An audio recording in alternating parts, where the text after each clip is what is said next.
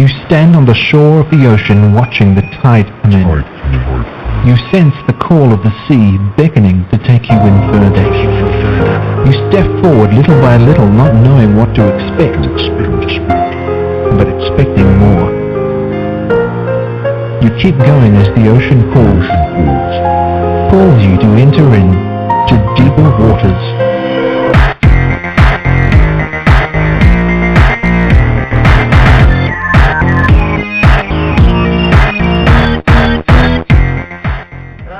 And welcome to the Deeper Waters podcast. I'm Nick Peters, your host, seeking to bring you the very best in Christian scholarship and apologetics. And today we've got an interesting show lined up. Well, I hope every show is interesting, but this one is one that's also very personal to me. As many of you regular listeners know, April is Autism Awareness Month.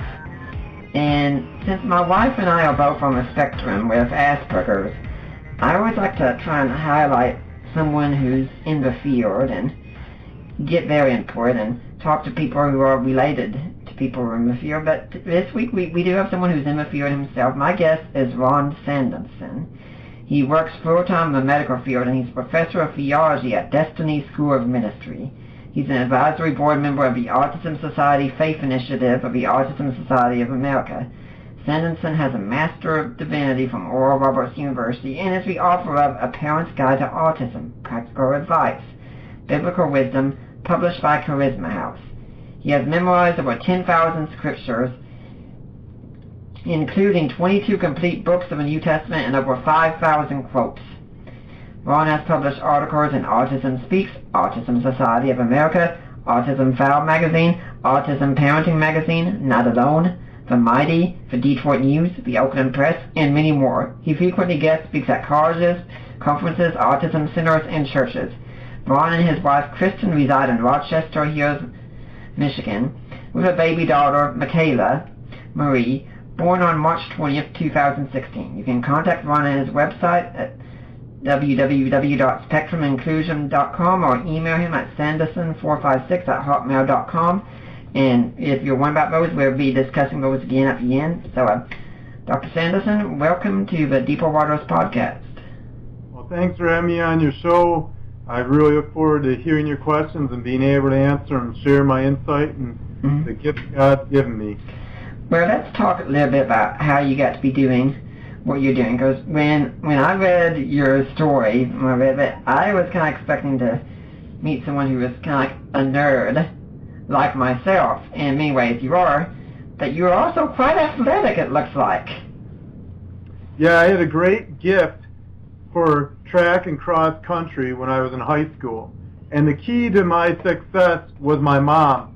Proverbs 22:29 says, "Do you see a man skilled in his labors? He was served before kings, he not served before obscure men." And in the 70s and 80s, in the time frame that I grew up, 1982, when I entered kindergarten, the school system with special education was archaic. What their method was put all kids with disabilities together away from typical kids and babysit them. And with doing that, kids wouldn't learn the essential skills with disabilities to be able to succeed in life. And my mom, when she saw that the special education department was basically babysitting kids rather than educating kids, she told them, "My son won't serve before obscure men pumping gas. He won't serve before obscure men bagging groceries or being a dishwasher, but I'm going to develop his gift, his talent for God's glory, and he's going to serve before kings."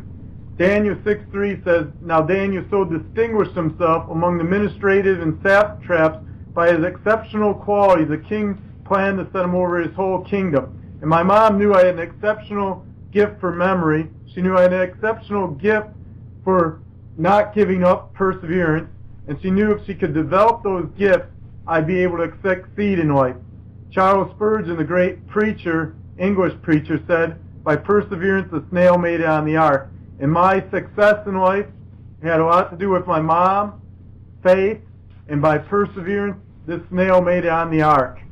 You know, my mother called me today, and she was wondering when this show would be up. And I think she's going to be very pleased here, Miss. And I was thinking that our stories seem very similar, because I was born in 1980, and when I was getting ready to go through the school system in Knox County, children on the autism spectrum, I understand, were not going through the regular school system at all. And I was the first one to be going through it. I mean, to be fair, I wasn't diagnosed until 5th grade, but even still, they knew something was different. And they kept me in the regular schools, and I was just trying to blend in as much as I could. And I don't know about you, really, but for me, when I look back on things, I mean, it can be hard when you're growing up on the spectrum and things are so different, but ultimately, I see it as a gift. I see being on the spectrum as a gift, because like you, I'm able to memorize things well. I like the way my mind thinks. I mean, yeah, there are some disadvantages, but overall, I'm very happy with it. And what do you think about that? And I think it is a gift. One of my favorite quotes I've come up with is, God does awesome things through holy things. One thing I like to share when I guest speak at colleges, a couple days ago on Thursday, I spoke at Rochester College to over 600 students on theology, and my text was from Psalms, and my message was called God's Gatekeeper, or God's Doorkeeper. And I talked about how many times being on the autism spectrum, I felt like a doorkeeper in the kingdom of God, part of the kingdom, but yet a little bit outside the kingdom, in the sense that I didn't follow the norm of what people thought of a pastor. When people first met me, I didn't give them good eye contact. I didn't always give a firm handshake. I do now, since I've learned that those areas are areas that I need to improve in, and I focus on those areas. And I think that the gift of autism is really that we are able to do extraordinary things. One of the things I share is that I have no phonetic ability. I cannot sound out words, but I have more RAM space than everyone in the audience, and unless there's someone else on the autism spectrum, I can compete with them with the 10,000 verses memorized. Yeah, it's really funny when you're talking like that about the phonetic problems, because I was the same way. When I was growing up, I was in speech therapy. I could not say the R sound to save my life, or the TH. For me, it was TH and L. Yeah, TH for me too.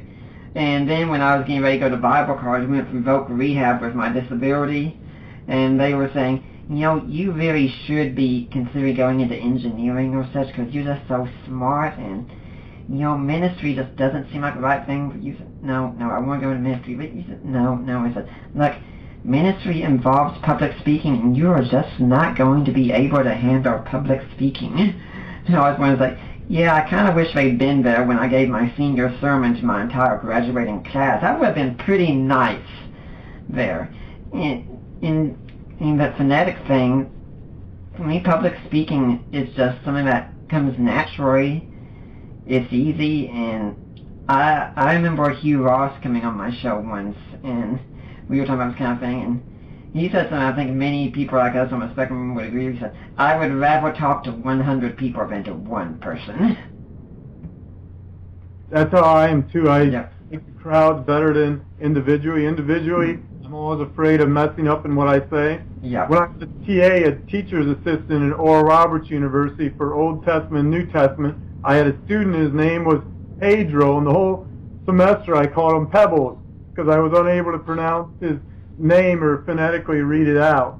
And I like to say that a lot of times, due to my phonetic disability, I'll say things that people will be wowed by, thinking that I'm doing it as a joke, but I'm seriously, that's how I'm unable to sound out names a lot of times.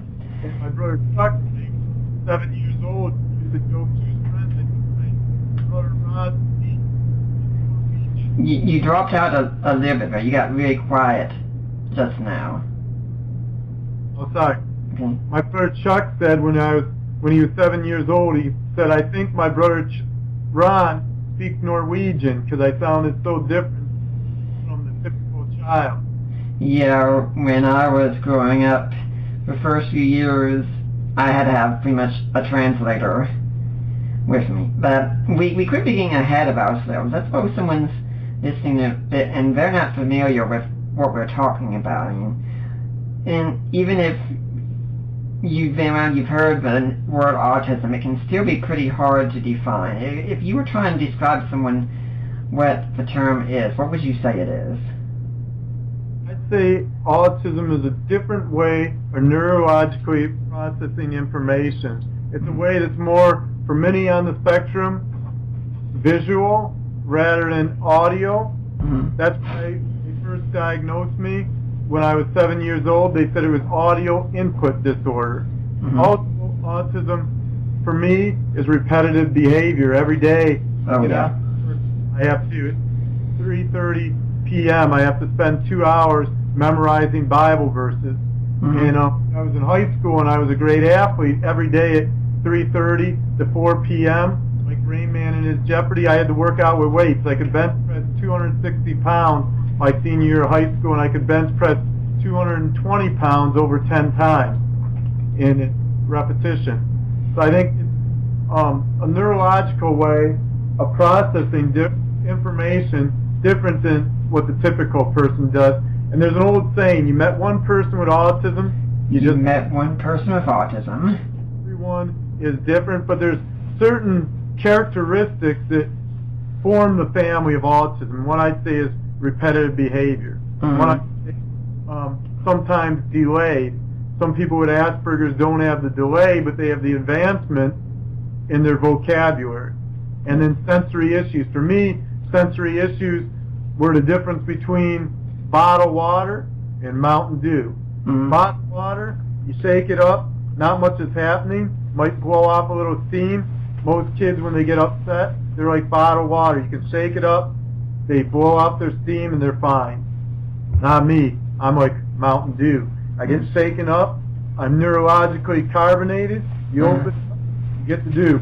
Yep. And that's how meltdowns were for me when I got too much information, too much was going on. Mm-hmm. I kept make too much, or I bang my head against the wall because I wasn't able to process information quickly. Even Einstein, one of his favorite sayings was, can you please slow down so I can think about that question? And I think that's an autistic comment, is a lot of times we can process great amount of information, we can figure out great problems, but then some things that people find very easy to do, we find very difficult.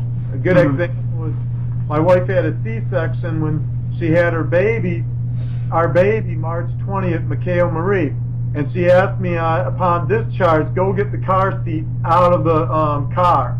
I go down there. I spend 30 minutes trying to figure out how to get that car seat out. I'm wrestling. I felt like I was one of the swamp people dealing with a nasty croc, 9-foot croc, and I tried everything I could in my power, and I couldn't figure out how to get that car seat out. I even read the directions, and generalization with my autism is very hard for me. When I read directions, they're like reading something in a foreign language or reading the Spanish side when it should be in English. Right. And luckily, when I got back to the hospital, a guy was carrying a car seat. So I said, can you help me get the car seat up? He walked over to the car, pressed the lever, pulled up, and boom, it was out. But after I saw him do that, now I'm always able to get that car seat out. But see, reading directions or hearing someone tell me how to do it, I'm not able to do it. But when I see it, again, visual learning, I'm able to take the car seat out, get it out, and get Mikhail Marie on her little adventures. Yeah, even though they say he's not on the spectrum, usually whenever people want me to give him an example or something, I always say, think about Sheldon Cooper on The Big Bang Theory, and that's the way a lot of us are. And when I told Hugh Ross about that, he said, yeah, people ask us about that show all the time. I have to say, they had to tone it back down a whole lot because we are even nerdier than that. I also like what you said about everyone on the spectrum being different. My wife and I are both on the spectrum. We're as different as night and day in many ways. I would go absolutely crazy in a bookstore So I love the books. I'll be up on my Kindle late night hours, reading. For her, reading is a chore. She would much rather listen to a lot of stuff that she says is music. I debate with her on that point. Say I'm not sure it qualifies, but that's what she likes to do. And she's much more artistically oriented than I am. Yeah, I can do it some, but like, yeah, this really doesn't get me. Give me the books instead. But we're both on the spectrum. Yep. And with me too, I find that today we had guests over, but then I had to do my 2 hours of memory while the guests were over. So I just go in our bedroom and do my memory work, and then by the time I was done with my memory work, all the guests were gone seeing the baby. So a lot of times I like to have that solitude, especially when I work. I work today for 8 hours at the hospital, and when I get off work, for my brain to neurologically be able to kind of calm down, I need to do the memory work, because then I'm able to focus, I'm able to concentrate, center again, and refuel for the next day of work. Yeah, I do think when we talk about processing is really interesting, because for me, I can tend to process multiple things going on at once. My in-laws had the strangest time with this when Allie and I were first married and we'd come down there, because I like to spend some time gaming, but I don't want it to take up other time. I could be doing other things, so usually I wait until like we're watching a TV show together or something, and so we'd sit down together and I'd break out a Game Boy or something like that, and I'd be sitting there and I'd be playing, and they'd be talking to me, and they think I was being rude at first, and then they realize, no, he's able to do that, and he knows everything that we're saying, and he's able to respond at the same time. It doesn't mean I do that around everyone, but it's just the way the brain works. I mean, it's kind of thing, like if I just sit here and I only do this, I'm not going to have enough to keep my mind going. I need more. Yeah, I have that too. A lot of times I'll be working on my computer when my wife talks to me, marketing my book, sending out emails to people who can help me market my book, or articles that I'm trying to get published in different publications. And I find it easy to hear what people are saying and process and do two things at once, where if I had just tried to just listen, I may not be fully listening, because I'm going to be focusing on sending those emails out or getting the thing that I want to get done at that time done. Right, because the priority is there, and you feel like you're being distracted and you're not able to fully focus. Yeah. Well, let's also talk some about one of the things that Aspies usually also have a trouble with is the social aspects of relationships. I mean, that's usually like walking through a minefield or something. I mean, how do you think social relationships are different? I think social relationships are different because a lot of times when you're on the spectrum, you can't read social cues. Right. A lot of times a girl may like you, you don't pick up on those signs, like the way she looks at you, the way she smiles at you. I was listening to John Tesh, and he said one sign a girl likes you and finds you attractive is if on your first date, after she's seen you, or she's seen a picture of you, she shows up in red. Where people with autism, a lot of times these social clues, maybe a girl smiles at you, we don't pick up on those. And what ends up happening with a lot of young adult males especially, they come across as a barracuda to the female who is typical and not on the autism spectrum, and the male who's on the autism spectrum, they come too strong. You know, a lot of times with autism, you become fully focused. In college, if you become fully focused, you get all A's. In a relationship, if you become fully focused, you get a restraining order. That's gold. I have to memorize that one. So okay. The verse in the Bible, Songs of Solomon. The Song of Solomon is the love chapter. Some say it's the love Solomon had for one of his thousands of wives. Do you have that book memorized? I have a bunch of verses from it, not the whole book though. But the verse I like is Songs of Solomon 2:7, and it says, "Do not awake or arouse love until it so desires. And what ends up happening with a young adult with autism, it could even be a female or a male, but since 4 out of 5 people with autism are males, it's more likely to happen to a male with autism, is that they'll see a girl in their class, they'll become focused on the girl, and they'll stare at the girl while everything on in the class is going on. If they're college age, if they're career age, they may go to a church group, or they may go to a singles group, or they may go to an online chat site, and then instead of seeing the whole spectrum of all the Eves in the garden, they'll focus on just one Eve. Mm-hmm. And the love hasn't awakened yet, it hasn't been desired yet, and it causes him to do what some people call it spiritual dating or daydream dating. Mm-hmm. What this dating is when you see a girl, you start thinking about all the activities you'd like to do with her, maybe going camping, maybe going on a romantic walk. And then where it all leads to is then you picture yourself marrying that girl.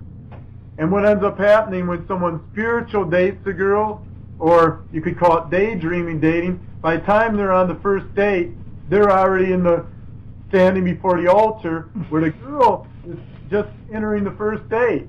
Mm-hmm. And it makes them appear awkward, it makes them appear socially acting in ways that are inappropriate and bringing up things in the relationship that would be way down the line rather than enjoying the moment. Mm-hmm. And one thing that people with autism should do is they should be interested but not hovering. I share that in my book when I talk about some different aspects of ways to be on the spectrum and date. Yeah, I always said since we got married, but I do tend to hover sometimes. Yeah. And I would say also I'm extremely, extremely protective of my wife. If anyone ever dares insert her on Facebook, stay out of her way. There will be blood. It will not be pretty. Yeah. And that's common for us on the spectrum. We want to possess and have control over things. Mm-hmm. And because so much of the world is uncontrollable, and we feel like if one area we can cultivate it and control it, then it gives us more ability to be in control of our destiny.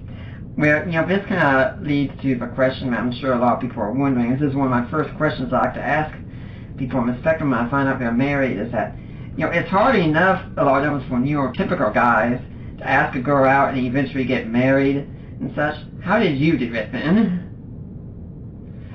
I followed some simple principles. I'm going to go through these in my book. I talk about them. Mm-hmm.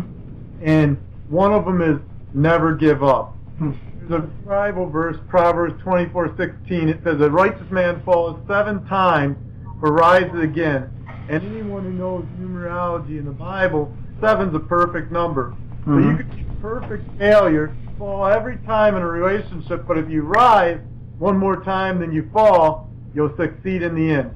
There's an old saying, the only difference between a successful person and a failure is a successful person rises one more time than he falls. Mm-hmm. When I realized I wanted to get married, when I realized I wanted to find the right one, I realized that if I don't give up, if I keep moving forward, then sooner or later the right one will come.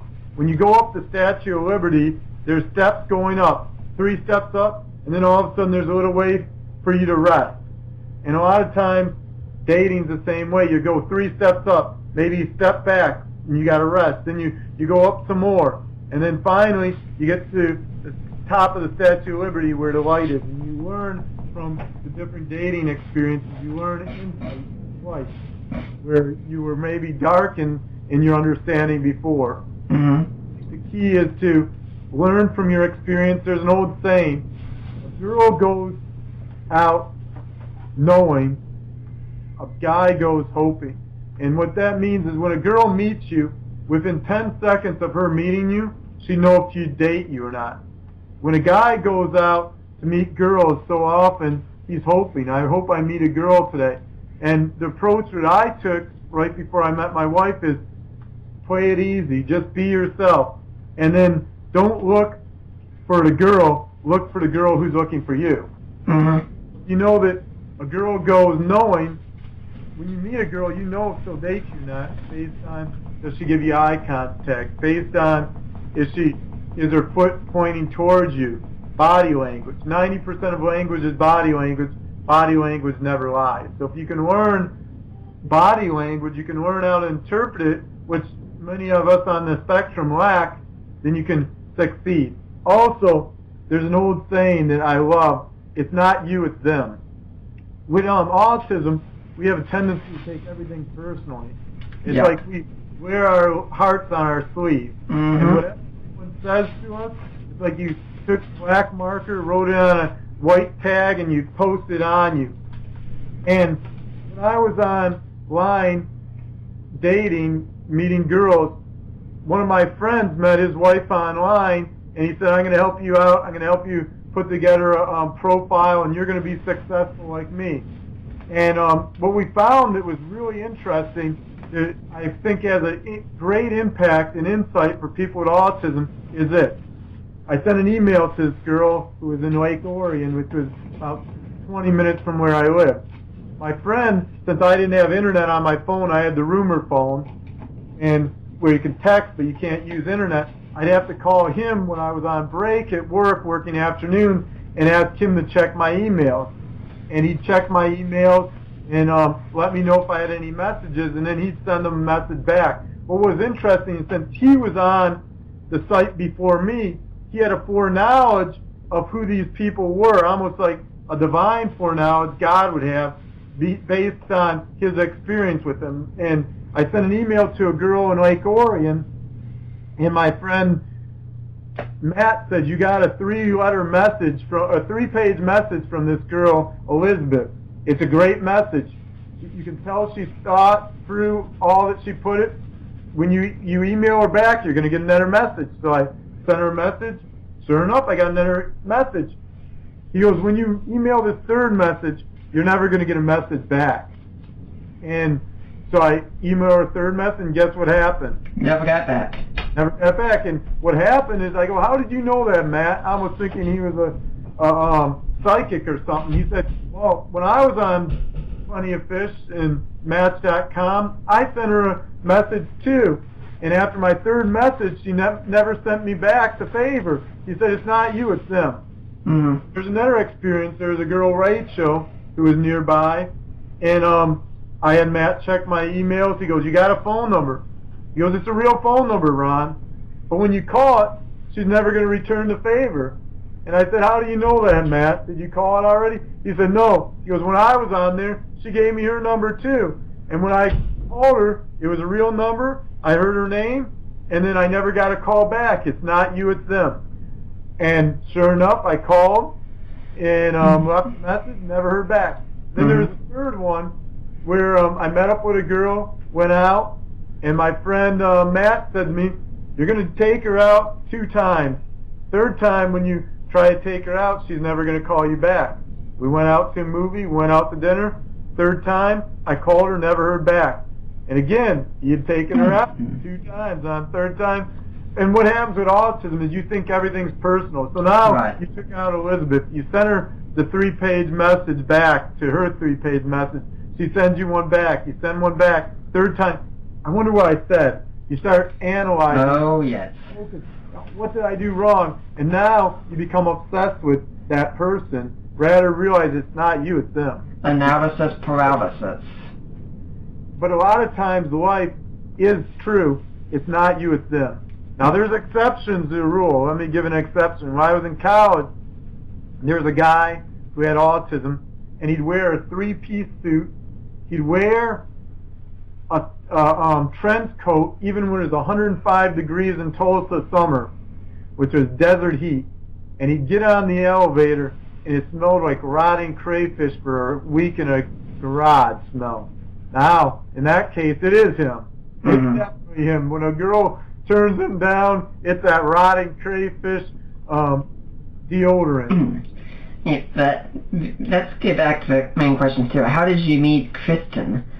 specifically? I mean, what's the story? The story is that I was doing the online dating, and one of the things my friend always said too, and that I share too, is that when the right one comes, it's not hard work. There's no games in it. There's no, I have to do this to make her like me. And I met her on May 11th, going on 5 years now, and we went out, we met up for coffee at a Bean Leaf coffee place, and everything just went smoothly. We started dating within 3 days of meeting up, and then the rest is history. How long did it take before you proposed?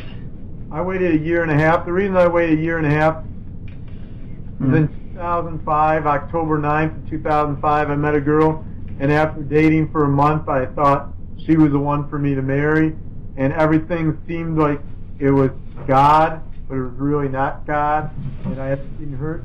And I had a pastor, and he said this, spoke this into my life in 2005, 2004 to 2005, when I went through that year trial. He said that when you meet a girl, don't propose right away. He said there's 12 months in a year. There's different seasons. You got summer season where it's all happiness and everything's joyful. You have winter season where your roots are growing deeper in the relationship. You have spring where all of a sudden new leaves are appearing on the tree. And then you have the harvest when fruit is ripe, and that's when you want to propose. And he said, go through the seasons of life, learn the Akkadian or the rhythm of the relationship, and then you'll know if it's the right one. So I decided to wait 1 year, and it ended up being 1.5 years that we waited, and then we ended up getting married. Well, if anyone's interested in our story over here of how Allie and I met, if you're friends with me on Facebook, I did write up a note last night because someone asked me, again, how is your romance? Yeah, I'm just going to write up a note instead of telling people this every time. And we met through a mutual friend, and it was online for us at first, and we were married within less than 1 year. So we moved pretty quickly, and it's worked very well for us. This July, we'll be celebrating 6 years together. Congratulations.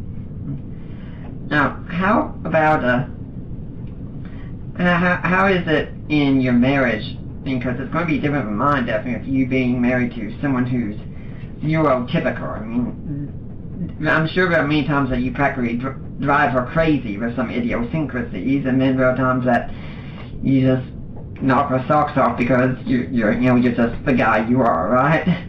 Yeah, one of the things that my wife has to accommodate for me is that putting on nail polish. When you put on nail polish, I can smell it weeks later. It drives me nuts. So she'll put it on when I'm teaching and put it on the porch outside so that I don't have to smell the fumes of the nail polish. The thing is that when I met her, and once we had been dating about 6 months, I said the woman who marries me will have to put up with my memory routine. Every day I get off work at 3:30 p.m. of days I work, and then I spend 2 hours to 3 hours memory work. And that's just a way to get my neurons electrified, to work out my mind, to be able to calm down and be able to relax without doing that memory work time. I have a hard time relaxing. I call it the 3 C's of a cat: cool, calm, collective. And for my mind to get that way, with the 3 C's, I need to do my memory work. Sometimes I'm sure it drives her nuts. She has to make plans when we go out based on the times when I do my speaking engagements. I'm on the road a lot. The day Michaela Marie was born, March 20th, 3:13 a.m. Doctor said, how do you feel about having a baby born at 8:13 a.m.? I said, I hope having the area code isn't a bad omen. And within 4 p.m. the next day, March 20th at 4 p.m., I was already guest speaking at a Jewish event, Friendship Circle. So I'm always on the move, always trying to get events done. Then last Friday, I was in Jupiter, Florida. Ernie Els, a pro golfer, his director had me come out as a keynote speaker in the All in Autism Conference in Jupiter, Florida. And within less than a week of having a baby, I'm already on the move. And I think that autism, right now my focus is this book, getting it out there, and making it a success. So I have the 20 speaking engagements during the next 3 months, and then lots of articles I want to get out. I'm already working on my third book. Yeah. And if there's any difficulty that's really extreme for Allie and everything, or we have to get used to each other in many ways, I think it could be diets with us, because we are so different about our foods. I will only eat food that I can eat with my hands, and I do not like to eat anything that is messy at all. I really hate seeing stains and such. It just grosses me out. I mean, if she gets done eating something and she's like, can you take my paper plate away from me? And if it's got one crumb on it, I'm taking it away like I'm carrying hazardous waste to a trash can. I can't take it. And for her, it's texture of food. If something feels wrong to her, she won't eat it. Things like nuts, for instance, she won't go near those because of the texture. And so we have to kind of accommodate each other's diets.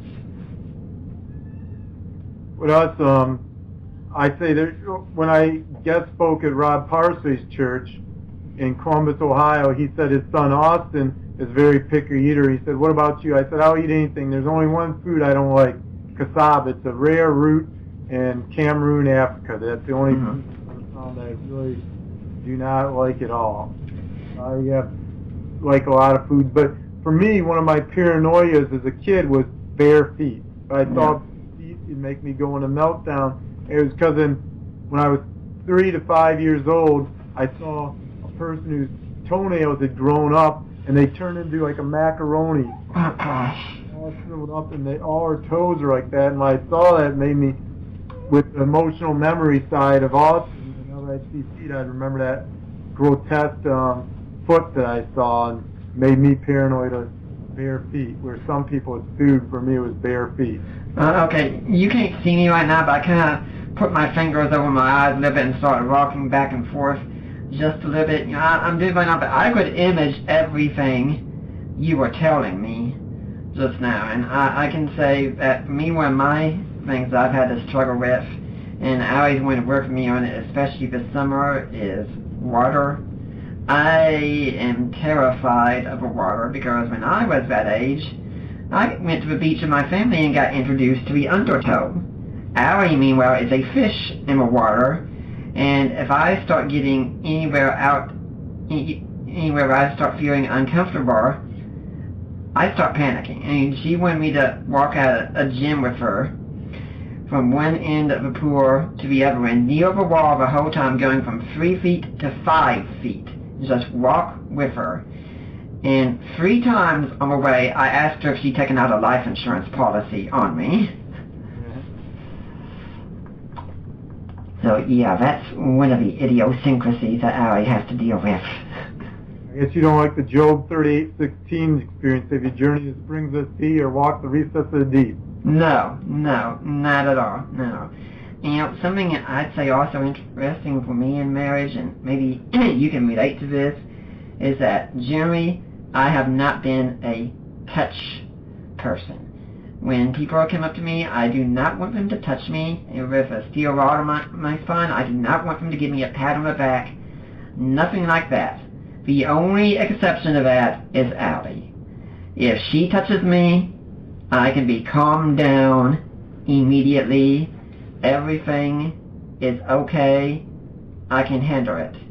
And there have been so many times I've just been upset, been really, really angry about something, and then I'll feel like her hand on my leg or on my shoulder or something. It's like, okay. The beast is calming down right now. I'm no longer out for blood. I can handle this. But anyone else? No, I mean, one of my love languages is touch, but it only applies to her. And mine, I got a good story like that. When I was in 3rd grade, and this is one that I share when I guest speak, when I spoke at Ernie Ellis All in Autism, I share this story. When I was in 3rd grade, they had a clown come to a Cub Scout event, and the clown had a puppet of a lamb on its hand, and I had one of those golfer type hats on and little knickerbockers and dressed like a person from the 1940s for my Halloween outfit. And the clown took the hat off my head, the golf-looking hat, and put it on their kid's head and put it back on my head. And from the sensation of the clown touching me and touching him, I ripped the puppet off the clown's hand, the lamb puppet, and proceeded to beat the crap out of the clown. It looked like a scene from Homie D. Clown in Living Color, where Homie says, "Homie, don't play that," and he beats the guy over the head with the brown dirty sock. So I can totally relate to touch. Where I work at Destiny Ministry School, at the end of every semester, they have the professors give hugs to all the students, and some of the students are around smoke, and when I hug them, that always bugs me. Mm-hmm. And I don't like, it's not the touch I don't like people's clothes touching my clothes, if that makes sense. I always have paranoia with that more than the actual sensation of the touch. It's more of my clothes picking up whatever's on their clothes, whether it's the smell of smoke, the smell of dogs, and what I call that third smell, that's the third kind. Yeah, and the thing is, that touch, it can just seem so intrusive a lot of times. But the difference is, I suppose, to me with Allie, it's like, you are not an intrusion on my life, and so I give you total trust with my touch. Now, I'm also wondering something about that kind of gets into another area that when I was out with my father-in-law recently, he did his debate with Shabir Ali, and we went to a coffee shop to meet with some of the people who were sponsors of social event, and I was talking to them, and they said, well, you know, you seem to be talking fine right now, you're almost expecting you seem to be doing things well. I said, well, yeah, the thing is, though, Mike knows you are, and he's told me about you are, and he's come in, he's got the conversation started, so right now I can tell this is a safe place. If I didn't know that, I would be very quiet. And then afterwards, I can usually be told, sometimes you do talk a little bit too much. Well, I think the thing is, once you get into when you're in a safe place, you kind of want to take as much advantage of it as you can.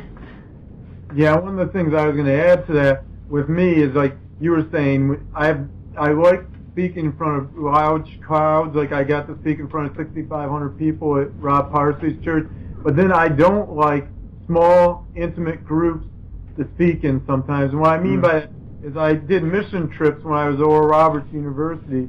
I went to Cameroon, I went to Bulgaria, and in your mission team you have 7, maybe 10 people on your mission team, and then you do course activities where we figure out how to get through the games. And what I find is when people would be doing those and they'd be discussing different ideas and different ways, I'd kind of wander off by myself and have my head down and be not paying attention to that, because that kind of group setting I don't relate on. And when we'd have to do in college, we'd have to do all projects. I do the whole project myself and just have people sign up and sign their name by it. I don't like working with projects at all. I got to do it myself, get my project done, get it done in a couple of days, and have it perfect rather than having imperfection from other people putting into it.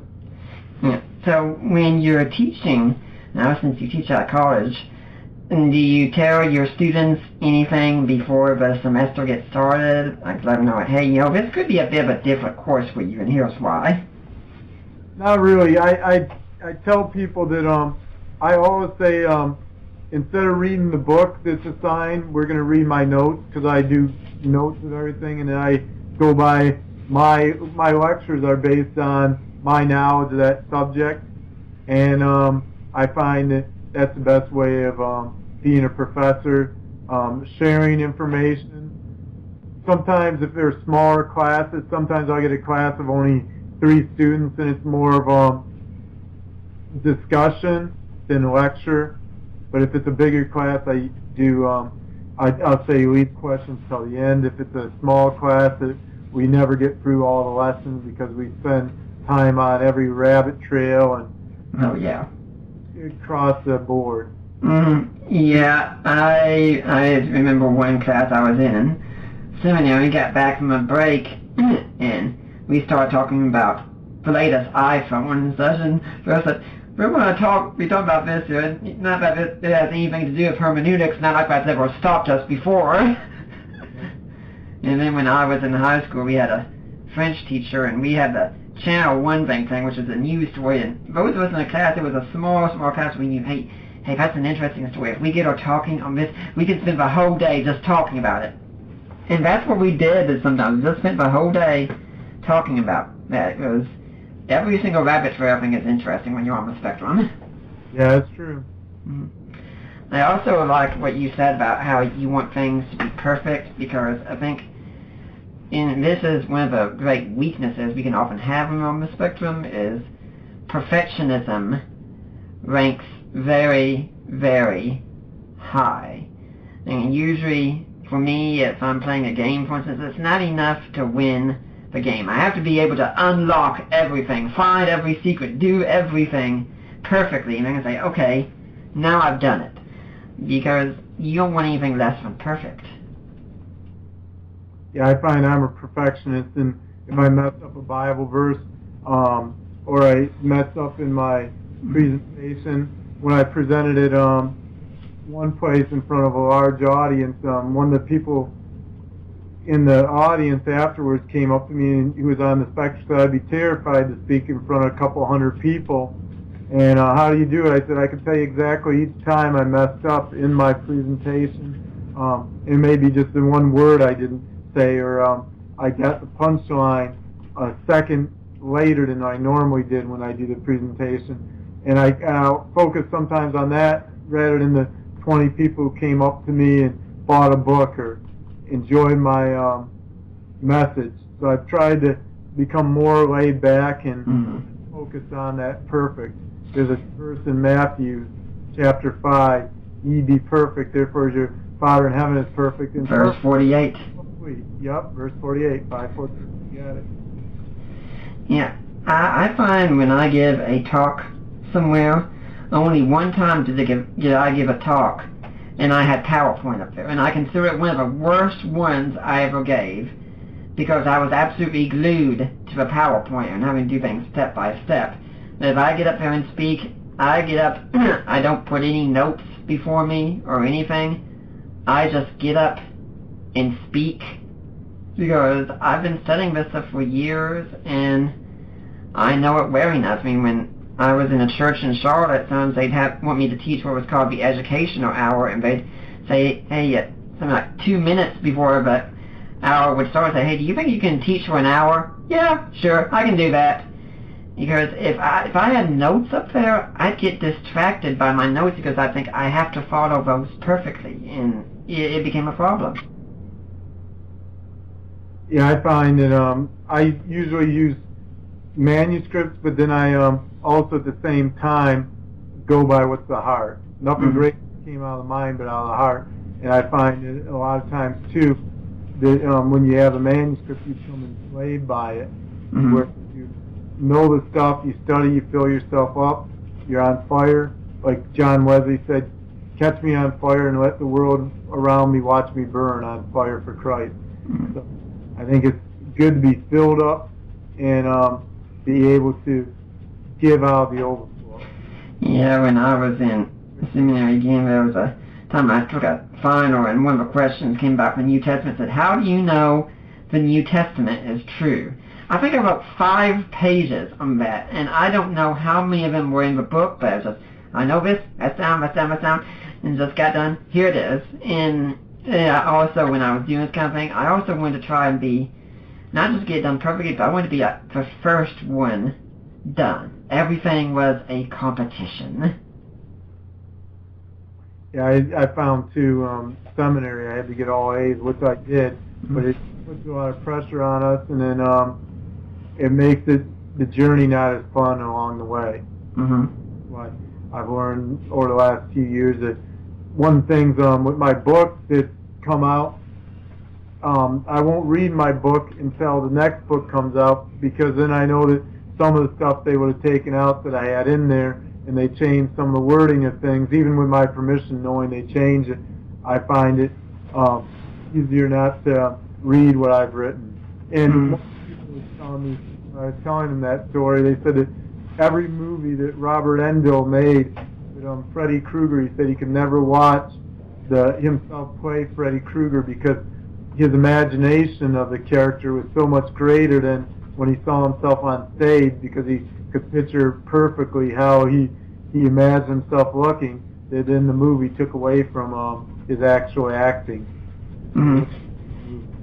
Yeah, I find usually, I don't think I've listened to a single show I've done again here before it. I don't know what it is. Maybe bits and pieces, but like, it just doesn't seem the same. Well, I have listened to debates I've done again before, and I find that usually interesting because I don't remember everything, and I'll just get there and think, geez, I wonder how I'm going to answer this question, which I've already answered.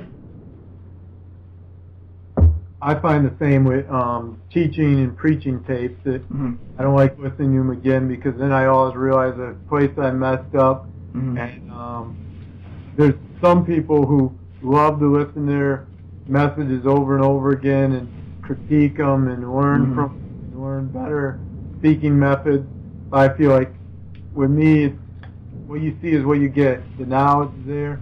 People come to hear me speak to get vast information, research on things, and a different perspective with a spin on it, I would say. You ever get told also, and one I used to get told a lot, and probably still will be told sometimes, that says, maybe you're going too deep and you're going over our heads too much. It never made sense to me, but I heard it all the time. Yeah, I get that sometimes. Yeah, some people are like, your teaching's too deep, and sometimes people just want to feel good.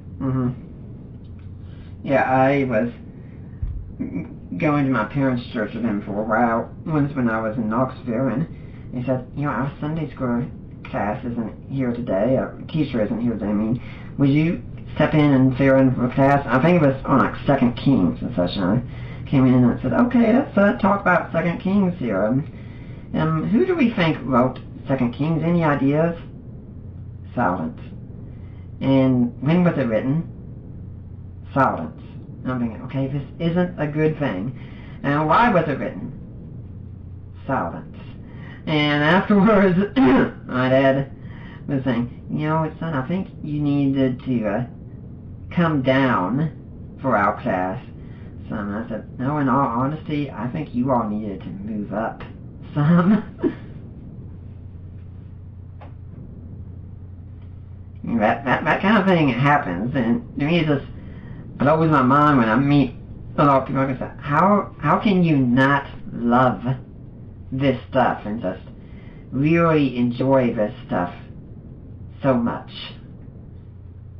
But I mean, that's part of our obsessive personalities. That's true. Going back to your story, how did it come about that you were diagnosed? When did this happen? My development began normal. In 9 months, I said my first word, mommy. And then in 18 months, I had the autism time bomb, where I quit having eye contact, appropriate eye contact, and I began regressing, being able to say the words I previously learned. I went from being able to say mommy to mom, mom, mom. And during this time, my mom knew something wasn't right. She took me to a pediatrician. They said, give him time.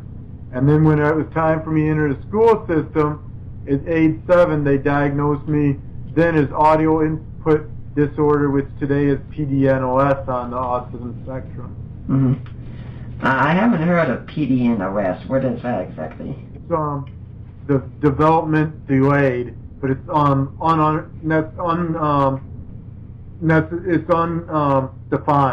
So they know exactly. They know there's delay. They don't know exactly what's causing it at the time. Yeah, I think a lot of the times when I gather, if these people think they might not be capable of speaking and such, it's not the right environment. If you put these people on a computer, they can start typing things out. If you put them in front of animals, they can start talking then. Yeah. Mm-hmm. There's a lady who's a potbelly pig to teach her son how to read, and she did a story in my book how to use special interest to create communication. Lois is her. Well, right now I'd like to remind everyone you're listening to the Deeper Waters podcast. This week for Autism Awareness Month, I'm talking with Ron Sandison, who's a professor at Destiny Seminary in Rochester, Michigan. But if you're here next week, friends, we got a really big one lined up for you. You like the New Testament? Yeah, of course you do. And, you know, you've heard Bart Ehrman has his new book out, Jesus Before the Gospels. Wouldn't it be great to have someone here who could tell us about the eyewitness testimony of the Gospels and the spread of oral tradition from the New Testament and give us the information we need? Well, friends, we've got it. Next week, Richard Bauckham is going to be my guest on the Deeper Waters podcast. And yes, I am very, very stoked about this one here. And if you're wondering about last week with Francis Beckwith, we have rescheduled that for May 28th. I wasn't feeling the best last week, but he is going to be on. And I believe it's May 28th. You can just check the podcast page and see what's coming. And by the way, we are putting these up on YouTube now as we speak. But next week, Richard Bauckham will be my guest. Now, let me ask you then now about your spiritual life, because I think sometimes this can be very difficult for us. And Allie and I, we pray together every evening before we go to bed, but I find prayer to be something extremely difficult. I have a mentor who I email every night after I pray, and I tell him every day about a little bit how my life's going, what's going on and such, but me, prayer is difficult because, you know, one-on-one communication is very hard, and if it's hard communicating to a human being, how much harder is it communicating to God himself? I mean, do you find any struggles in your spiritual life as an Aspie? I think mine, there's different ways people relate to God. Some it's prayer. They're prayer warrior, and they get to war in the heavenly, as they call it. Other people are led by a spirit, and then they seem to just be in touch with God, like they have a headset on and or Blu-ray on, and they just hear God easily that way. Mine is more the Word of God. God speaks to me through His Word. I've hidden your word in my heart that I might not sin against you. Psalms 119:11. Mm-hmm. You place on the Word of God is the value you place on the voice of God in your life. In my case, I feel God speaks to me more through His Word than circumstances and prayer necessary. I find that when I'm deep in His Word, all of a sudden a verse will come to mind. It's like the Jack in the Box. You're going around, and pop goes a word that changes you, where Scripture comes to mind.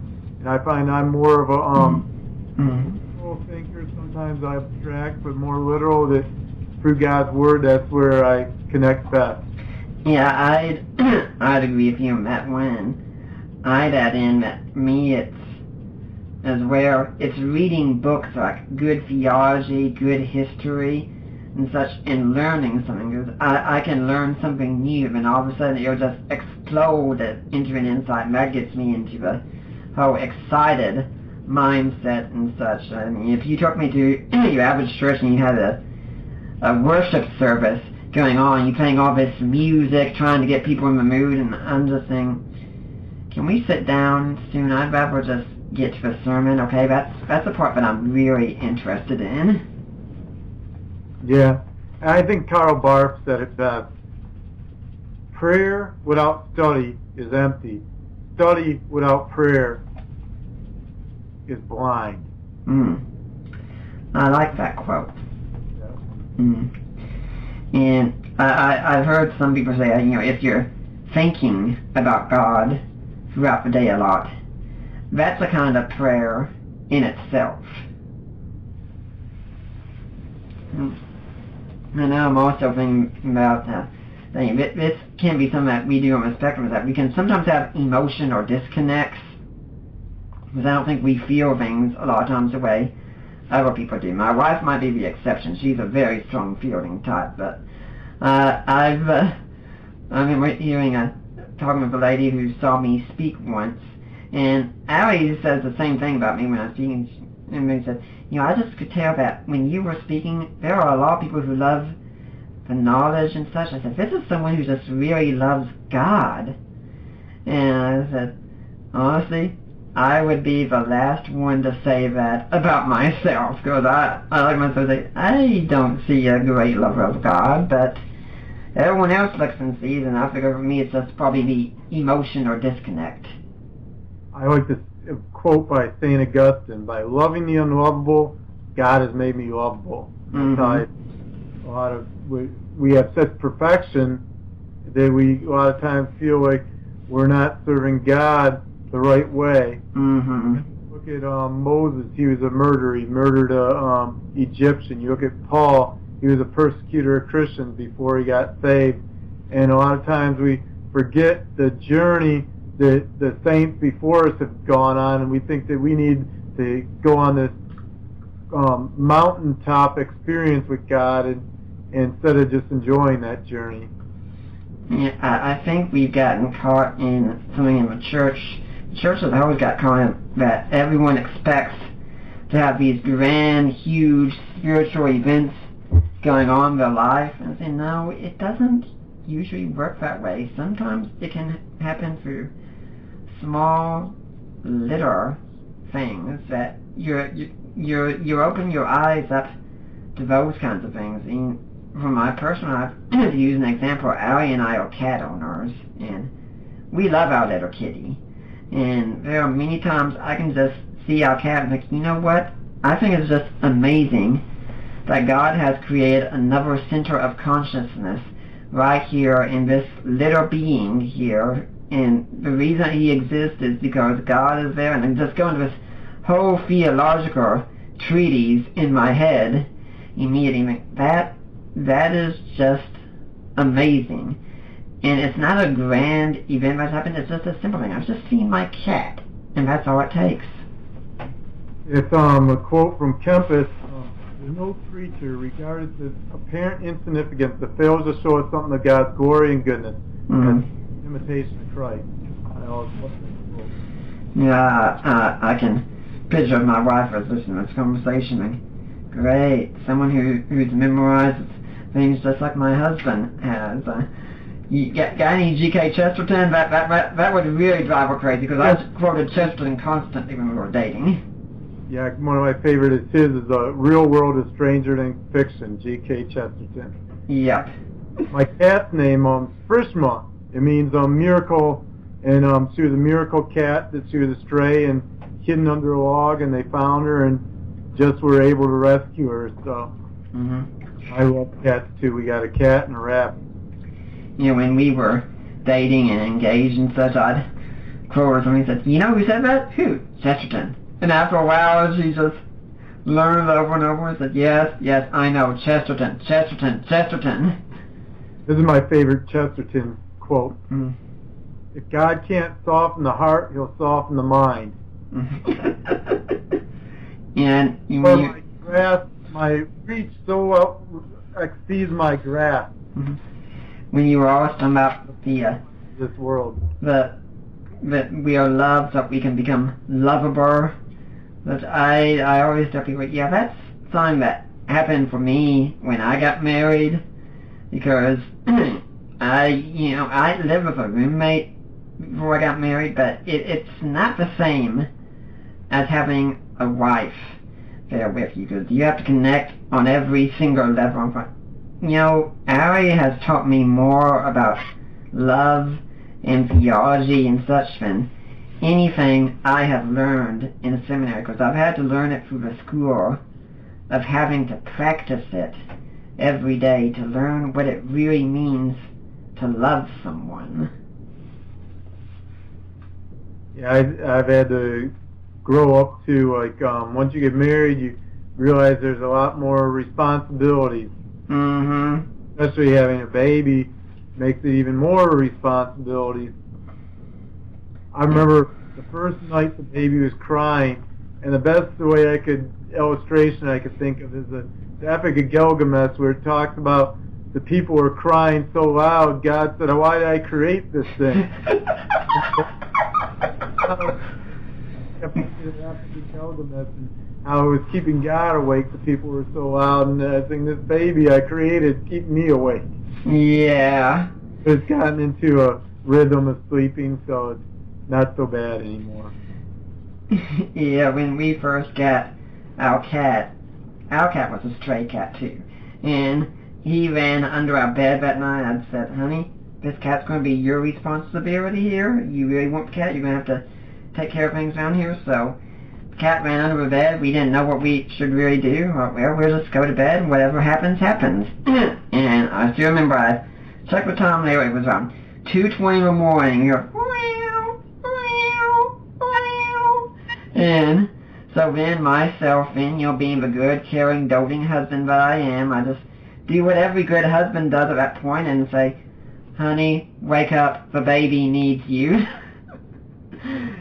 Actually, we did get up together, and we were there for about an hour or so with him, taking care of him, watching him eat, because he was still so scared of us at the time, and now he wants to be with us so much. It's incredible. And when you're talking about how you look at your baby crying, and then you think, well, geez, I can kind of be the same way before God. Sometimes when I'm with Harry, I'm trying to get her to realize something about how much I care about her, and say, honey, just trust me and just trust me, because sometimes it can be hard on the spectrum to trust people.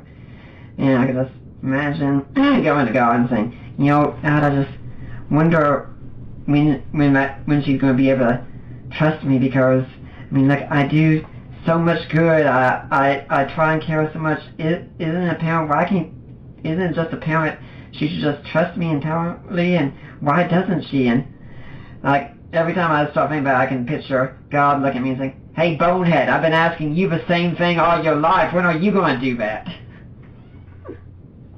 Yeah, that's true. Mm-hmm. Now, what's it like then being a father on the spectrum? I think being a father on the spectrum is that we carry more anxiety than most people, and then with a baby is something you can't control. And with autism, you want to be able to control your environment. You don't want sensory issues that make you go up. You want to be able to control your routine, and a baby breaks routine. And Tertullian said, I'm a spiritual being having earthly experience. I always say I'm a atypical being having now a neurotypical experience. In other words, I'm an experience that everyone else has. One of the things I like to share is that special interest, many times with kids with autism, they're trained, parts of trained, or parts of a toy rather than the whole, or there's something very unique. For me, mine was a prairie dog. But for typical people, a special interest is a baby. Baby, that's all they talk about. So autism full circle is when you're doing things that typical people do and you become interested in them just as they do, then you're able to be able to more relate with those around you. And I find that having a baby, everyone's asking about my baby, and I'm talking about it, and no one thinks that that's your special interest, your baby. They think that it's something unusual or stands out, because everyone else who has a baby, that's their special interest. It makes me more typical. When you were talking about having a lot of anxiety, then I'm thinking back how you talk about how we like to be in control and such. I'm kind of thinking, I'm going very, very far ahead right now, but thinking since you're a control type guy and you've got a daughter, does that mean that years down the road you're going to be the father on the front porch of a shotgun? Yeah, I was thinking about that. I'll be overprotective like that, yeah. Yeah, my father-in-law is a black belt and a sharpshooter. So I had to be careful. You know about the whole special interest. Remembering when I was in Bible college, we had one professor who became a grandfather while I was there, and he started showing everyone pictures of his grandbaby over and over and over again. And then once, when we were getting ready to take a master's course, and all the professors were coming and introducing us to it, then one professor got up and said, I used to get mad at Dr. So-and-so for showing pictures of his grandbaby constantly, going on and on about his grandchild, and wondering when he would stop. And says, well, now I have a grandchild, so I have a few pictures here, and I just said, the madness must stop.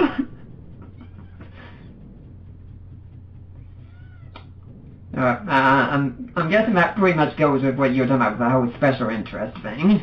Yeah. How do you handle some of the other difficulties involved with being a parent? I mean, granted, your child is still less than a month old, so you haven't got to experience the full spectrum. I mean, for instance, have you had to do things like change a dirty diaper yet? I had to, yeah, and it wasn't pleasant. Yeah.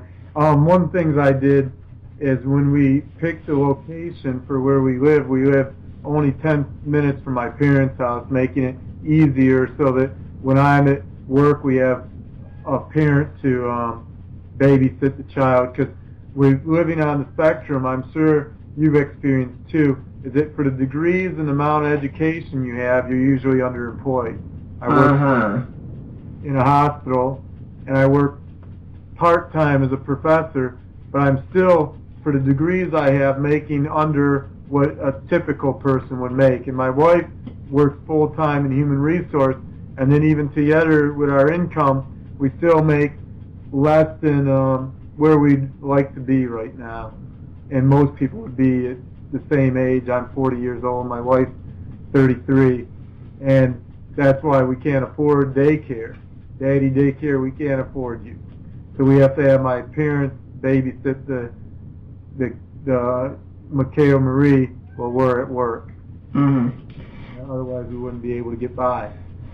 Yeah, I understand the whole being underemployed. I haven't been able to find good work for years. What I do now is pretty much assist other ministries and get some income in that way. And we're working on various things to try and change that. That means we live very inexpensive lives because we have no choice but to do that. And I still think of times when I'd be working at Walmart or a place like that, and people's like, you seem so educated. What are you doing wasting your time here? And like, well, the other places don't really take a good look at me, and I don't get to do anything. And unfortunately, in ministry, I found myself to be very, very much annoyed by many of the pastors that I've met. I mean, some exceptions would be the one that we had at our church in Knoxville, who I've interviewed on here. I interviewed him back in February. Great guy, but a lot of him is like, I could run circles around this pastor. He doesn't know his Bible well at all. And somehow he gets to be up there doing this kind of thing. But at the same time, I say, it could be a good thing for me, because with all the administrative things, I could not function as a pastor at all. And I worked 4 years as a youth pastor, and I found that a lot of the day-to-day activities I didn't really enjoy. I enjoyed speaking, enjoyed sharing, but then doing planning the event to Cedar Point or planning the event to Michigan Adventure, those were the things that I really didn't enjoy as much as some like speaking. Yeah, if I was a pastor, I could handle the speaking or research, answering questions, but I wouldn't enjoy the administration and going to visit people in the hospital. I mean, I know that's important and such, but I am not the man to do that kind of thing. I mean, the social aspects, I would be, they would kill me in a pastoral position.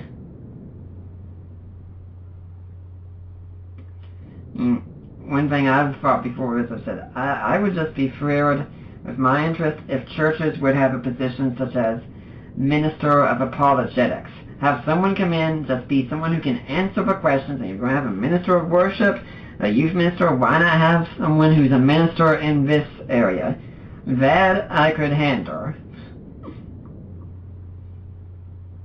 What do you think?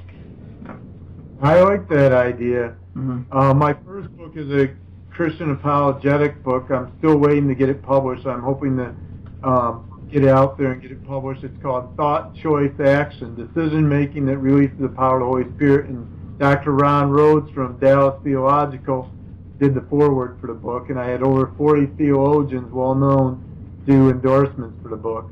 And Nice.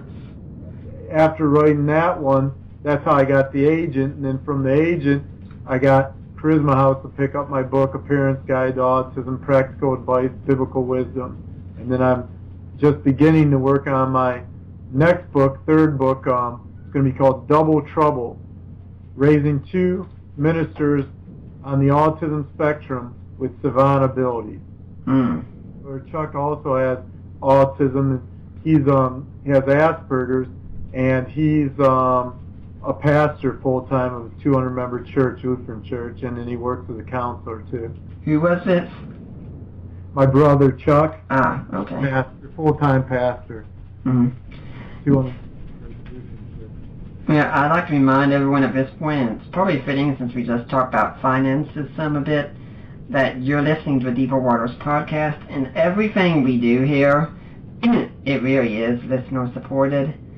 And I encourage you, please go to our website, deeperwaters.ddns.net.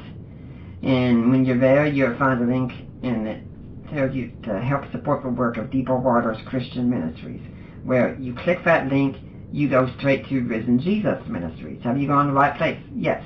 Those are my in-laws, Mike and Debbie Lacona, and they handle that side for us. My mother-in-law is a financial guru, especially specializing in clergy taxes. So yeah, she's a really good one to have around. And you make your donation, and you say, and you contact me or Debbie or Mike or I, say, hey, I made a donation. I want to go to Nick Peters. I want to go to Deeper Waters. And they will make sure that we get the donation. And when they ask, when they do that, we get every single penny. And yes, my cat just came in here, so if you all can hear, that's the little kitty there. It's getting close to time to feed him here. And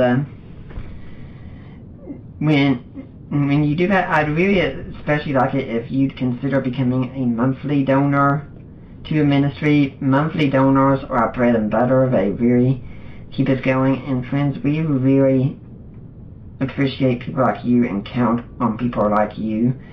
There's also a way that you can buy books on Amazon that I have written or co-written. Co-written are books like Defining Inerrancy, or God and Natural Disasters, or Groundless, or Look at Dan Barker, and then books that I've written, such as A Creed for the Ages, The Apostles' Creed, and Today's Christian. And yeah, I've got some books that I need to get back into writing again. This interview's remind me, I've even got a book on my life on the spectrum and my thoughts on it, and yeah, I need to get back to that one. Sometimes we get distracted again. I think all of us on the spectrum have some ADHD in us, and that happens. And guys, there's another great way to donate, and I want you guys to be listening specifically, although you girls can listen too if you want you guys to do this. Many women out there seem to like jewelry, and many men seem to like being in good favor with their women. If you want to be in that good favor, then I recommend clicking the link to buy jewelry through Premier Jewelers. Our friend Lena Klester handles that. You go and you buy the lady you love a good rock, a good piece of jewelry. 25% of your purchase goes to Deeper Waters. Not waiting, guys. That is a good deal. You get a piece of jewelry, the lady in your life loves it, and you donate to a ministry at the same time. I mean, that's a good combination. And people, if you really like the show also, please go on iTunes and leave a favorable review. I love seeing a new iTunes review pop up. I mean, Ron was about how we take things personally on the spectrum, where when I see a good review, it is a good pump up for me, and it's really needed. So, Ron, do you have any organizations that you'd like to see people donate to? Really just my website, just get the free information there, and invite me to church. If you have a church in Eastern Michigan area, I'd love to come out and speak. I go and speak at churches and share my story. I make my living from the medical field, and then the ministry is what I'm passionate about and do on the side. So I'd love for you to check out SpectrumInclusion.com. Maybe you can come to your church and share my testimony. And I'm speaking at over 20 events in the next 3 months, some Joni and Friends events, and also some big conferences too, education conferences and shit.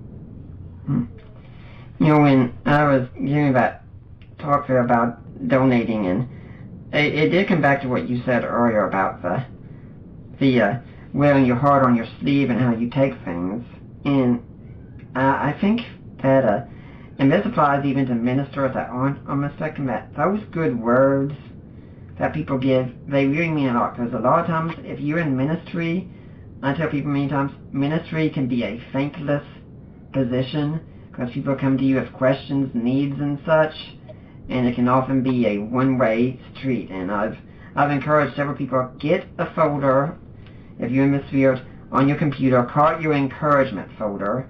When people send you an encouraging message, email, anything like that, cut and paste it, put it in that folder, and then when you get discouraged later on, open that up, look, and see what difference you've made in people's lives through that, and that can be such a big build-up. I think all of us on the spectrum, we really do thrive a lot more of that than people realize. Yeah, I have a folder where I keep letters from people that were encouraging, and then when you feel discouraged, you can be encouraged. And I like hearing that you do some work with Johnny and Friends as well. When we were in Knoxville, we had a lot of success working with them because they hosted the Miss Shining Star pageant. I don't know if they've done that yet in Michigan, but they did here as a beauty pageant for girls and women with disabilities. And I'm bringing it up also because one reason I do want to brag on this, the very first Miss Shining Star that we had here in Knoxville, yeah, I took my wife home and I could say that night, yep, I'm going home with a beauty pageant winner. So anytime I meet others, I can say, yeah, my wife's won a beauty pageant. How are you doing? Now, how is it then when you're out here interacting with other people on the spectrum? Let's use one example. What kind of question do parents of people on the spectrum have for you? One of the main questions they ask me is, how can I teach my son with Asperger's how to drive a car? I always say there's no atheists in a foxhole in war, and there's no atheist parents when their child with Asperger's learning how to drive. And one of the things I say is get them in a good driving school, take them out in the back roads and help them learn how to drive, and then teach them to drive the slow lane before they get in that fast lane. Did you have any trouble learning how to drive? Not too much. I had a bad accident the first year I learned to drive. So after that, I was a good driver. Just to pull the car, but no one was hurt. The main thing I remember about learning how to drive is that my dad and I often spoke different languages because he's very much a car guy in many ways, and I'm not. And so he kept forgetting this when he was going to teach me something. We'd be placing, he was trying to tell me when to pull out, and he said, pull out after this forward. What? The blue car. Oh! Okay.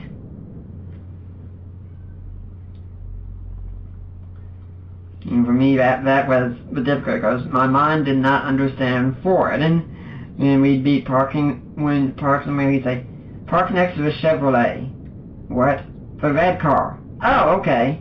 And other than that, for me, driving really isn't a problem. And a lot of people, I think after a while, they see it as a chore, and maybe it's something with people are still on the spectrum, but I don't think I ever really lose the wonder of the new. For me on the spectrum, things don't get old a lot of times. I can still tell the same joke over and over, and it's just as funny as it was the first time. I see you're nodding, and you said yes there a little bit. I mean, do you think the same kind of thing about people on the spectrum, that monotonous doesn't really enter into our vocabulary? Same jokes, the same. I remember a kid who was always trying to meet girls who had Asperger's. In every single dance, every single church event, he'd use the same pickup line. In my Catholic group, the girls are so old that I was singing the Macarena and I almost tripped over a walker. Mm-hmm. But he'd use the same line everywhere he went. And then even I'll sometimes say the same lines. One of mine is, you know what I mean? Mm-hmm. I'll say, you know what I mean? Mm-hmm. So it's common for autism to use the same line over and over again, or same phrase. G.K. Chesterton once said the gift of a child is that they can exalt in the monotonous over and over, and for us, it's definitely the monotonous. I can be watching a show and I said, you've seen this a dozen times before. I said, yeah, but it's still funny. It's still funny. Yeah, it's like Goonies. I've seen that a million times, or Star Wars, or old school, some of the movies I can just watch over and over again. Mm-hmm. For me, it can be watching an episode of The Big Bang Theory. My wife, haven't you seen this episode several times before? Yeah. Do you have a point with that, or what? And when Smallville was on, people know that I had that one pretty much every single episode title memorized in order. It was like, yes, I know all about this. Don't try and question me on it. I know it. You know, that's something else that I think we have going on the spectrum a lot of times, is that there's a meme I've seen online, and it has, for instance, it's a light switch, and when the top switch it says, completely obsessed, bottom switch, no interest whatsoever. And that's the way it is with us. We are either completely obsessed or we have zero interest whatsoever. I think a lot of times we get focused in on things, and then if it's not an interest to us, we just plug out or don't show any interest. Mm-hmm. And that's something that I think really just doesn't resonate with people. And I'm sure you've probably been told many times with people that they could think you're being rude about something when you're really not. At least you're not intending to be rude, but reactions are mistook that way. And do you get being told that you're rude sometimes, or? Yeah, sometimes, and sometimes people take things that you say the wrong way. There's a guy I interviewed, Jesse, who wrote a best-selling book on autism called My Life with Asperger's, and his dad told him, you need a job where you'll never offend anyone, never say anything that's going to get you fired or hurt the clients. So he said, so I got a job at a funeral home where all the clients are dead. I can't help but think about the time that, the way that we got to get to know Hugh Ross so well, and such as Ali and I had been told that a lot of people on the spectrum enter the field of astronomy and that kind of research. And so Mike was with us at an Apologetics conference, and he was going to be, and Hugh Ross was going to be speaking there, and he was sitting next to Hugh, and we asked him, said, hey, Mike, why don't you ask him if he knows anyone on the spectrum? So he got next to Hugh Ross and said, do you know anyone, do you work with anyone who has Asperger's? And he said, I have Asperger's. I had him do an endorsement for my book. Mm-hmm. The first endorsement in my book is Hugh Ross. Mm-hmm. Yeah, he's been on the show before talking about Asperger's, and we have a really good connection. We got to see each other at the Evangelical Theological Society meeting, and this gets me to think something else that usually many of us on the spectrum, I think, can be quiet and shy and such, but when we get to a place like that, which way it be for you and I, we suddenly light up immediately. I mean, it's much easier to come out of our shell. For me, it was much easier to go up to someone who's been one of my heroes and say, "Hi, I'm so-and-so. It's so great to get to meet you finally," and such. Yeah, like a lot of times too, I went to there's a wrestler named George the Animal Steel, and he was doing a book signing at Barnes and Nobles near college I was taking a class at, because where I work will pay for college class, so I take extra free college classes to add to my degrees. And when I was there was a kid with autism, and he'd bring up events in George the Animal Steel's life that he couldn't even remember when he was doing his book signing. Just that reminds me of how he reacted when this kid met George the Animal Steel. Yeah, I tell people that if you meet someone on the spectrum and you want to form a relationship with them, get their trust and such, find out what they're passionate about and get into their world. And if you came up to me years ago and started talking about Smallville, for instance, you would be in my world immediately. We could talk. You came up and talk to me about apologetics or theology, you're in my world, we can talk. You come up to me and start talking about football, sorry, you're out, I have no interest whatsoever. Who's your favorite Christian apologetic? Geez, that's a tough one in many ways. My father-in-law is in the field, and I have a lot of bias towards him, but someone who I'm not related to is Give Me Anything to Read by N.T. Wright, and I am thoroughly stoked at that point. I mean, my wife told me once we were living in Knoxville that she found out that he'd been in Chattanooga recently, and I hadn't known about it, and we missed it. And I'm like, okay, I think I'm just going to go into mourning right now, and just moan my losses here. But yeah, reading N.T. Wright is just stellar for me. So yeah, I'm hoping someday I get to meet him.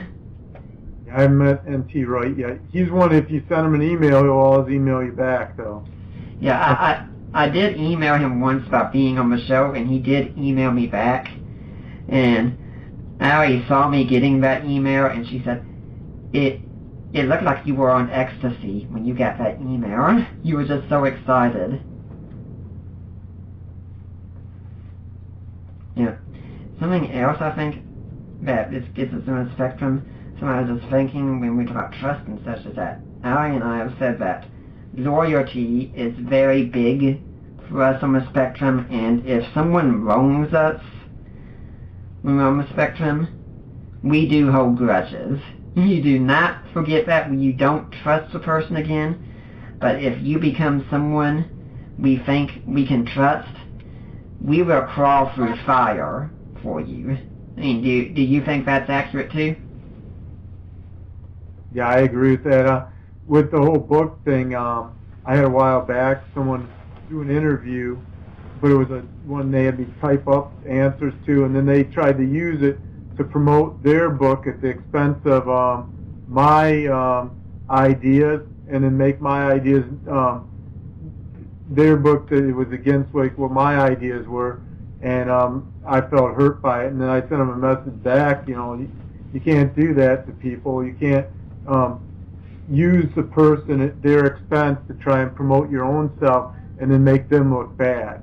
Mm-hmm. And one of the things I realized is that anyone who's successful, after a while, someone's going to write something bad about them. And that's something with autism you got to realize, that if someone writes a bad review, if someone writes something, and you have 100 good reviews, look at those. Don't worry about the one who wrote a bad review. Even many of my friends who are very successful in life, people like Dr. Jack Van Impe, people like Rob Parsley, there will always be someone out there who says something bad about them. Or any ministry who has a big ministry, there's always going to be someone who says something about them. And as your ministry gets bigger, especially having autism, you got to shake the dust off your feet, as Jesus said, when someone says or does something that's hurtful, and not allow your emotional memory charged by it continuing.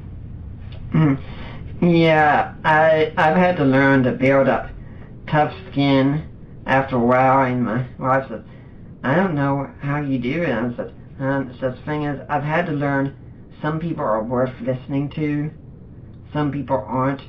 If somebody on the internet, some random stranger wants to call me an idiot for being a Christian or something like that, I'll just smile and say, yeah, that's cute and such. Now, if someone like my wife has a criticism of something I've said, okay, I'm going to take that one a lot more seriously.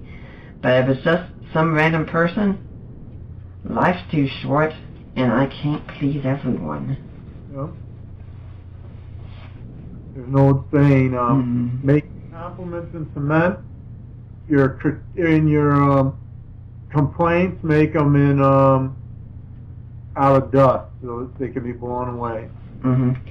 You know, when you're talking about someone using your ideas and such, there was a time shortly after Allie and I got married, and there was someone from another ministry who knew me, and he was contacting me and saying, hey, someone sent in this question to our ministry, can you tell me how I should answer that and such? And so I started answering questions, and then after a while I said, you know, hon, I'm getting troubled by this because I'm answering all these questions and nothing is coming from them. And so next time this person came to me, I said, you know, I'm glad to help you out and such, but my family is struggling financially right now, and I'll be glad to help you answer questions, but you're a ministry, and I could use some support. If I'm answering questions, would you be willing to make a donation to my ministry on the other side to kind of compensate for what I'm doing for you?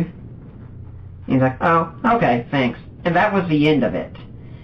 And when that happens, I told her, I'm just really ticked off right now at that, because here's someone who was wanting just simply to use me for his own ministry, and then when I ask for something back, oh, sorry, not interested. And what I tell Allie sometimes is, you know, it seems sometimes there are a lot of people who want to come and get the fruit of a garden, but they don't want to take any part in planting and sowing and reaping. That's true. So, since you're one who's talked about this, I mean, what steps have you learned in order to deal with criticism, so especially since everything's taken personally? I've learned that when someone criticizes you, look at it. Also, if it's someone who writes something about you, Google them. Because like where I found the person who did the criticism with mine to promote theirs, and I found out they did it to 5 other people who were very successful. Made me realize that they did it because they saw me as someone who had a platform and that they could gain off of it. And I think that's key too, is that when someone criticizes you, see how they treat other people. Just remember, it's not you, it's them. If they treated you like that, then someone else. Yeah. The same way. I often tell my wife these kind of people that, like, I know personality. When you're dealing with a lot of people, especially if you're doing internet projects like I am, a lot of people aren't very interested in talking about truth. They want to emote, they want to emotionally vomit everywhere, as it were, and such.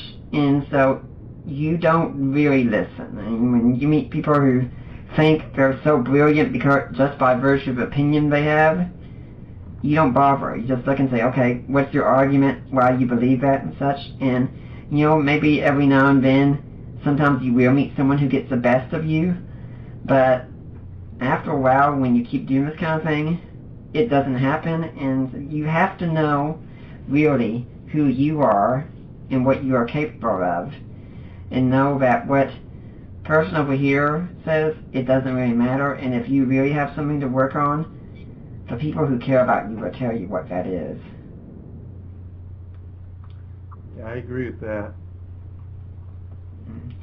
And it is something you have to deal with, especially since you've said you've written a book on apologetics. If you're doing apologetics in this day and age, especially on the internet, it is rough.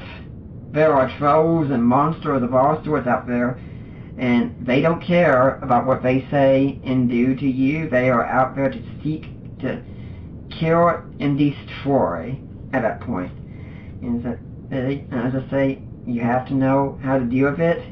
And it might sound cold to some people. I say, listen, if these people, if it means they still want to believe in Jesus and such, I'm going to bed and I'm sleeping that evening. I am not going to stay up worrying about them. That's their decision. That's their responsibility. I've done my part. Yep, and that's all you can do. Mm-hmm. That kind of... I want a good story, a Christian apologetic one. Okay. Is, being on the spectrum, we lack filter. Yeah. So this guy I work with who's an evangelical atheist, he tries to make everyone become an atheist, and he's evangelical about it in a way, you know what I mean? He acts like it's good news of being an atheist. So he came up to me thinking he was going to outsmart me, and he said, you know why I don't believe the Bible? I said, why? He goes, because if there was only Adam and Eve, then Cain would have sex with his sister. And I said, James, that's the guy's name, I said, the only alternative even worse. I said, it was an ape. We could go to the zoo, we can get you some lingerie, and then you can try it out and see what you think's better. And the guy had nothing to say. Same guy had a huge drug problem. He'd come in high out of his mind. One day he came in, he's like, I'll pay you $50 to work my shift. I said, no, I can't. I got an event I'm doing tonight. He goes, I'll pay you $100. I looked at him, I said, I bet you pay $200 for a clean urine about now. Yeah, I remember being at a bookstore once at a mall. There was somebody out there doing like some crazy theory, like the Star of David being hidden in the atom, or something like that, and such. And I just remember, saying, well, tell me what's your definition of evil at one point, because we were talking about morality. He said, oh, rape, murder, abuse. And I said, those aren't definitions of evil. And his eyes just looked up. He's like, what the heck are you talking about? And I said, no, those aren't definitions of evil. That's examples of evil. What's the definition you use to recognize the example? I mean, that's the kind of encounter I like to have. And of course, we've just recently moved to a whole new apartment complex here, so I've told out, and we saw them once when we were driving up. We saw some Mormons that live here, and I said, oh my gosh, I can't wait until the day comes that they knock on our door. I mean, when Mormons or Jehovah's Witnesses come by, that's Christmas time here. That's the time to celebrate.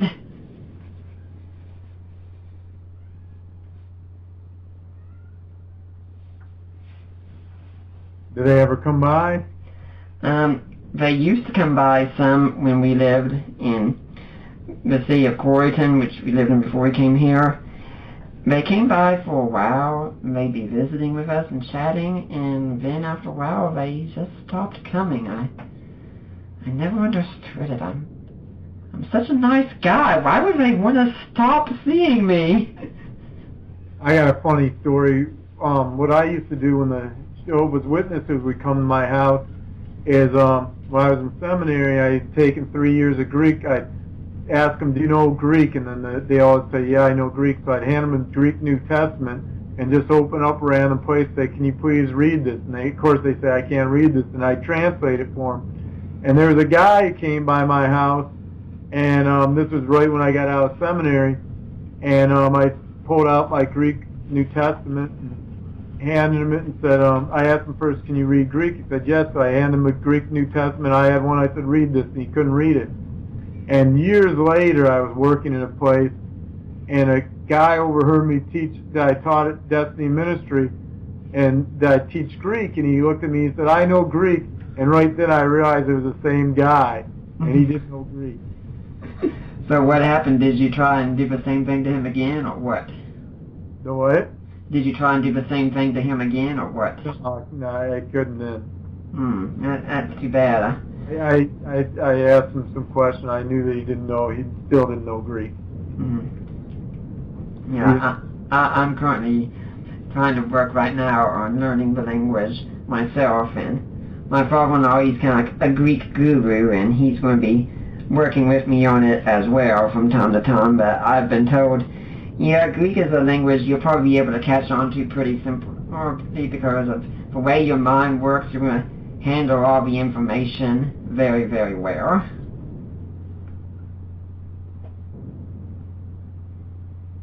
That's pretty easy to pick up once you get it going. Yeah, once you get it going, it's just like in so many cases, it's easy to get distracted and lose the focus, but that's something that we have to work on the spectrum, is just getting our discipline up.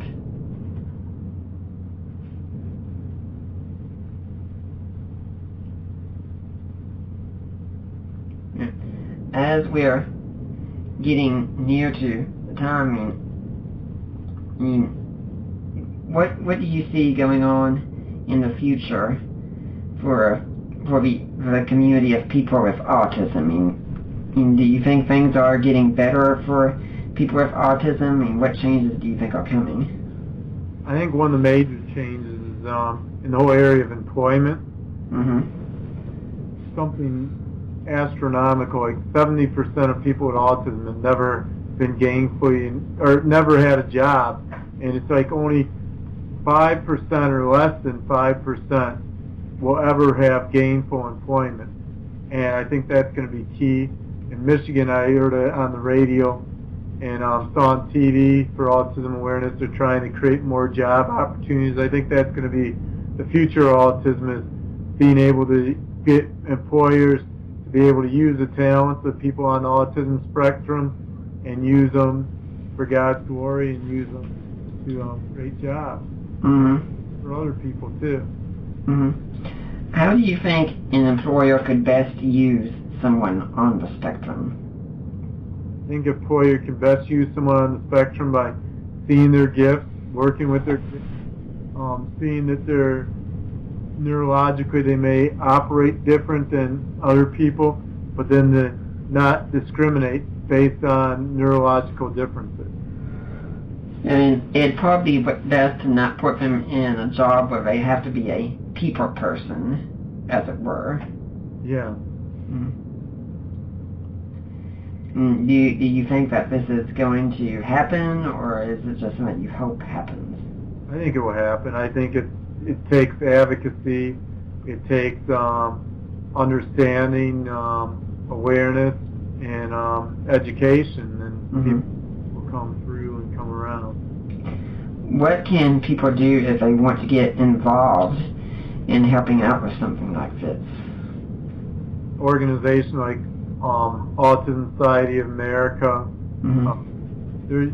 go online, find a support group if you're on the spectrum, and just get involved. And do you think it's really helpful when we have something come around, like this month being Autism Awareness Month? Do you support that? Yeah, I'm for autism awareness. On the first, I was speaking at Ernie L's. I got a bunch of speaking engagements at schools and places like that to create autism awareness, make younger people realize the diversity of autism and what makes us unique. And also I'm speaking at many churches on autism awareness and creating a greater comprehensive of what autism is and how people can relate with people with autism and help them out, and they can help typical people out too. Yeah, I think people are being more aware of autism. My mother-in-law, Debbie, likes to watch the show called The Middle, for instance, and I think it's either said or she thinks that the youngest son on there has Asperger's. And so when that kind of thing happens, I take it as a really good sign, provided they do the character well and they treat us with respect, because that's when hey, we are out here and this is the way we can be. And when we go mainstream, we could be portrayed wrongly, but if we're portrayed the way we are, I think it helps people see that in many ways we can be people just like them. Yeah, it's true. Well, we're getting near the time where we need to be wrapping things up here, unfortunately. Do you have a blog, a website, an email, a way that people can get in touch with you if they want to find out more? They can get in touch with me. My email is Sandison, Sandison, 456 at hotmail.com. My website is spectruminclusion.com. And the reason it's spectruminclusion.com is part of my ministry is I'm on the spectrum and I'm trying to get people included who are on the spectrum in everyday activities of life. Church, school, college, career, relationships, and spectrum inclusion helps young adults become all they can become. Do you have any final message you'd like to leave today for the Deeper Waters audience? I'd leave with this quote that I like. No child is totally autistic, and no child has no autism. Even God at his autistic moments, that's why a planet spins. Interesting. That leaves me something to think about. Well, Ron, it's been fun having you here, and hopefully we'll have you back here again sometime. Yeah, thanks so much, and I'd love to be back on your show sometime. And just let me know when the link is up, so I can share it with my followers at my Facebook fan page and also at spectruminclusion.com. I really appreciate that, and I'd like to remind everyone, if you're here next week, talking about Bart Ehrman's book, and his book, which, by the way, there's a 10th anniversary edition likely coming out this autumn, is going to be Richard Balcom here, talking about Jesus and the eyewitnesses and his response to Jesus before the Gospels by Bart Ehrman. For now, I am Nick Peters, and I am signing off.